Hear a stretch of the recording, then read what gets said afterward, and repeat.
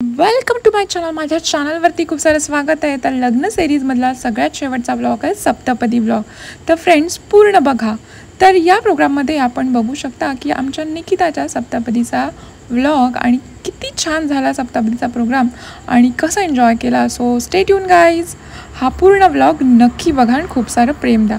तर इथं तुम्ही बघू शकता छानशी नऊवारी साडीचा गेटअप करून मी आपली आलेली आहे नवरीच्या सप्तपदीच्या प्रोग्रामसाठी. आणि हा माझा सगळ्यात बेस्ट आउटफिट होता असं मला वाटतं आहे. आणि मी त्याच्यासाठी पटकन येऊन रील शूट केले, कारण की रील आणि मी यांचं अतूट नातं आहे.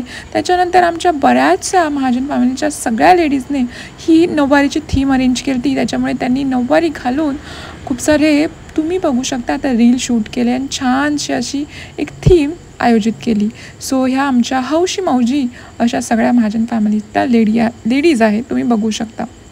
तो यांनी त्याच्यानंतर अजून काही गाणी केली ती तुम्ही बघू शकता. मस्त छान असं बघू शकता खंडेरायावरती गाणं त्यांनी इथं केलेलं आहे.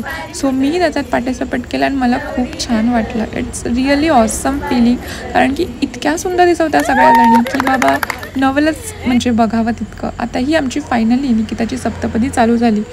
छान अशा ग्रीन कलरच्या बघू शकता तुम्ही लुगड्यामध्ये निकिता दिसत आहे आणि खूपच सुंदर दिसत आहेत.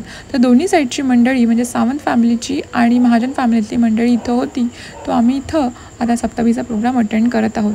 आणि तुम्हाला माहिती आहे का सप्तपदी का बरं घेतली जाते? तर विवाहातला हा सगळ्यात महत्त्वाचा विधी आहे आणि या विधीमध्ये वधूवरासोबत तांदळाच्या 7 राशी ठेवल्या जातात.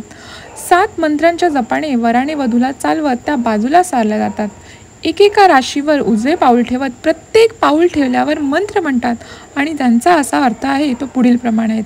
तर सगळ्यात पहिल्या पावलाचा अर्थ असा होता, तू एक पाऊल चाललीस, तू माझी सखी झालीस, सुंदर अन्न तयार करणारी अन्नपूर्णा हो, माझ्याशी एकनिष्ठ वाघ, आपल्या कुटुंबाचे आपण कल्याण करू.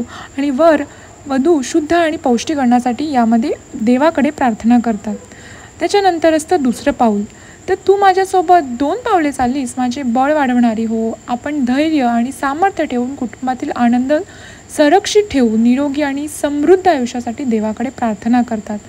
तिसऱ्या पावलामध्ये काय होतं, तर तू माझ्याबरोबर 3 पावले चालली आहेस, धन प्राप्त करून देणारी हो, आपण दोघे संपत्ती आणि नाण्याची समृद्धी करू, याच्यासाठी जोडपे संपत्तीसाठी देवाकडे प्रार्थना करतात. त्याच्यानंतर चौथं पाऊल येतं. चौथ्या पावलामध्ये तू माझ्यासोबत 4 पावलं चाललीस, तू सुख वाढवणारी हो, आपण दोघेही सुख आनंद वाढवू, सुखासाठी तसेच एकमेकांबद्दल आणि आपल्या संबंधित कुटुंबाबद्दल प्रेम आणि आदर वाढवण्यासाठी प्रार्थना करतात. 5वे पाऊल, तर त्याच्यामध्ये तू माझ्यासोबत 5 पावलं चाललीस, तू संतती वाढवणारी हो, आपण दोघे सद्गुणी संतती निर्माण करू आणि संततीसाठी देवाकडे ते प्रार्थना करतात. 6व्या पावलामध्ये काय होतं बरं, तर 6व्या पावलामध्ये तू माझ्याबरोबर 6 पावले चालली आहेस आणि तू या सर्व ऋतूंमध्ये सुख देणारी हो, शांतीपूर्ण दीर्घ आयुष्यासाठी देवाकडे प्रार्थना करणार.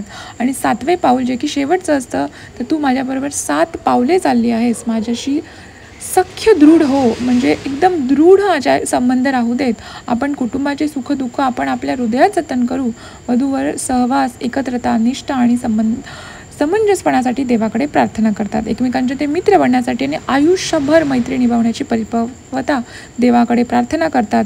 यात नवरा वधूला म्हणतो की मी आता 7 फेरे पावले तुझ्यासोबत चाललेला आहो, याबद्दल माझी दृढ सखी हो.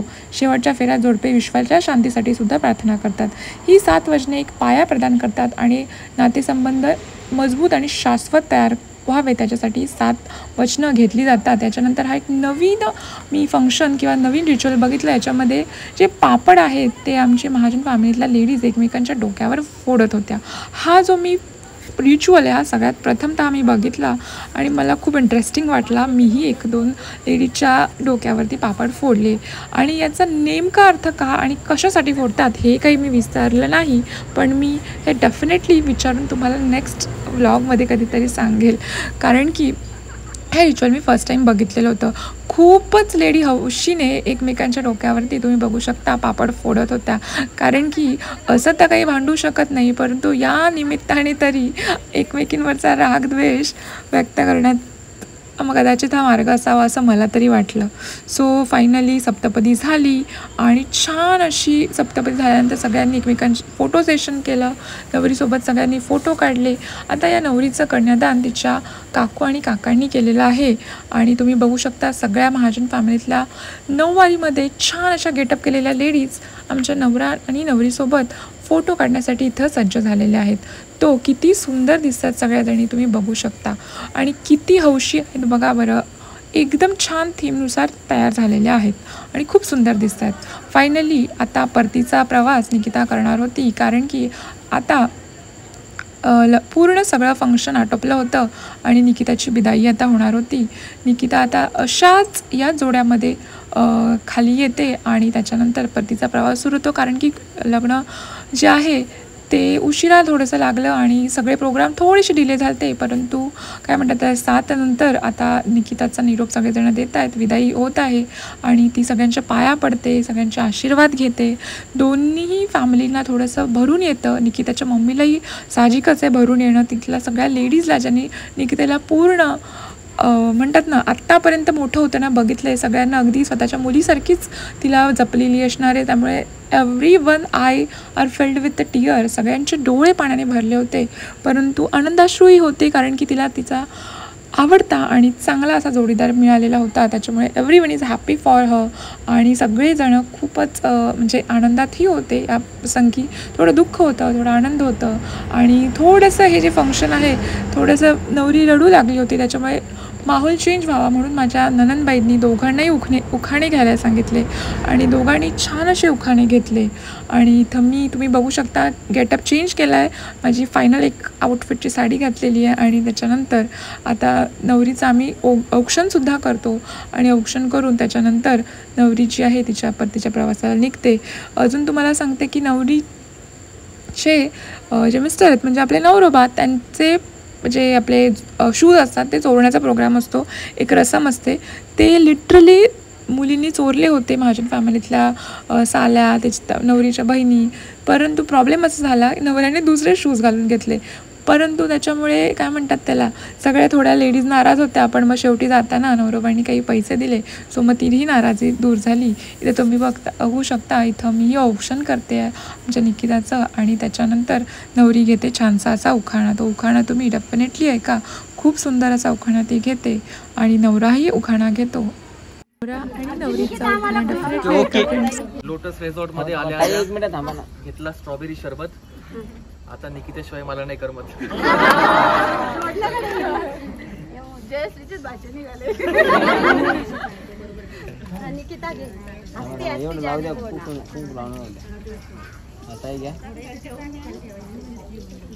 नाव आहे का नवरीचं? समयित चांदीची बात अनिकेतचं नाव घ्यायला करते आजपासून सुरुवात. हो फ्रेंड्स, आमची निकिता फायनली ह्या छानशा सजलेल्या गाडीमध्ये बसलेली आहे आणि निकिता आणि तिचे मिस्टर आता त्याच्या घराकडे जाण्यासाठी सज्ज झालेले आहेत आणि असा हा होता बिदाईचा प्रोग्राम. तुम्ही बघू शकता सगळीच मंडळी थोडीशी इमोशनल झाली परंतु नंतर काय म्हणतात त्याला परतीच्या प्रवासानं सगळ्यांनाच निघायचं होतं कारण की साधारण औरंगाबादवरून जालना किंवा मग कोणी लोणारचं होतं. असं थोडंसं 3-1 तासाचा प्रवास होता. तो सगळेजण त्याची आतुरतेने वाट बघत होते की बाबा आता प्रवास परतीचा सुरू होणार आहे.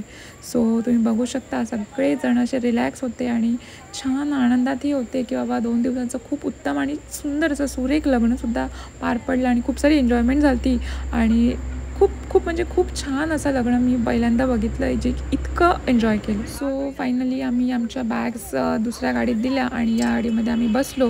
मी त्रिशा आणि त्रिशाचे पप्पा याच्यामध्ये बसून मग आम्ही निघालो आमच्या परतीच्या प्रवासाला आणि नंतर आम्ही इथून गेलो आमच्या किनगाव जट्टूच्या इथं आणि तिथून मग आम्ही आमच्या लोणारला आलो.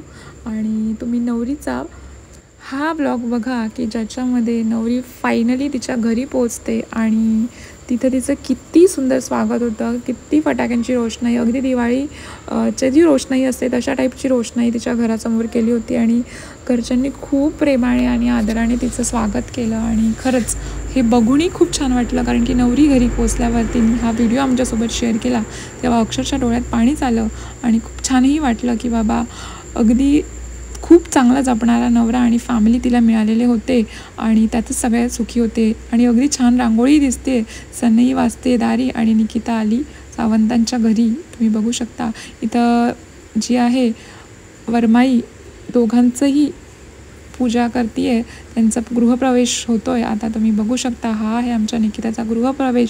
अगदी गृहप्रवेशापर्यंत मी पूर्ण विधी तुम्हाला दाखवले, रिच्युअल्स दाखवले. फ्रेंड्स कसंही वाटले तुम्ही नक्की सांगा. तर ही आमची निकिता लॉयर आणि तिचे मिस्टरही लॉयर आहेत आणि ही लॉयर फॅमिली खूपच सुंदर आहे आणि जोडपंही तितकंच सुंदर मला वाटलं. आणि दोघंही सुखात आनंदात राहोत हीच ईश्वरचरणी प्रार्थना आणि काय म्हणतात त्याला, हेच आपण देवाकडे मागू शकतो. कारण की जेव्हा मुलगी विदा होते तेव्हा प्रत्येक आईवडिलांच्या डोळ्यात पाणी येतं आणि अश्रूही असतात. आनंदाचाही दिवस असतो आणि दुःखाचाही असतो, परंतु कधी ना कधीतरी नवरीला जावंच लागतं तिच्या घरी. आणि दुसरी अशी गोष्ट, हे काही फोटोज आहेत आम्ही हे काढलेले पूर्ण महाजन फॅमिलीतला, जेंट्स लेडीज कपल फोटोज आहेत, सिंगल फोटोज आहेत. तो हे तुम्ही एन्जॉय करा फ्रेंड्स. बघा, तुम्ही माझं चॅनल बघत असाल तर चॅनलला डेफिनेटली लाईक करा, शेअर करा, सबस्क्राईब करा. आणि ही होती आमची फायनली सप्तपदीची पूर्ण जर्नी की जी आम्ही एन्जॉय केली आणि खूप सारं तुम्ही याला प्रेम द्याल अशी मी आशा बाळगते. Good bye friends.